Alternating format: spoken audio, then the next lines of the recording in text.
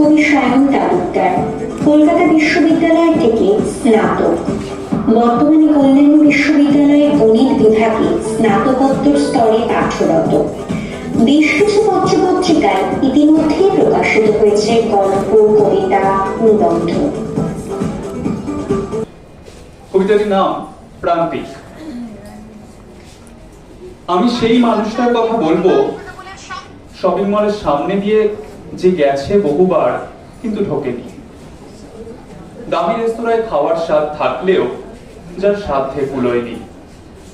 আমি সেই মানুষটার কথা বলবো রাতের গভীর নিদ্রা মাঝেও যাকে তাড়া করে বেড়ায় পরদিনের অন্য চিন্তা।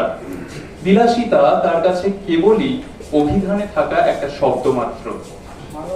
আমি সেই মানুষটার কথা বলবো দুটো বই একটা নতুন জামা যেতে পরেনি কখনো। হাটে থেকে শার্ট কিংবা ফ্রক কিনে সে ছেলে মেয়ের চোখে দেখতে চেয়েছে উপচে পড়া আলো।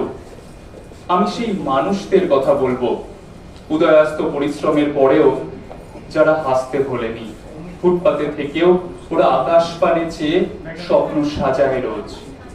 প্রতিদিন দিন যাদের কাটে সংগ্রামে, হার না মেনে বাঁচতে তারা জানে এ শহর তাদের আগলে রাখে প্রাণে। ধন্যবাদ, সকলে ভালো থাকুন।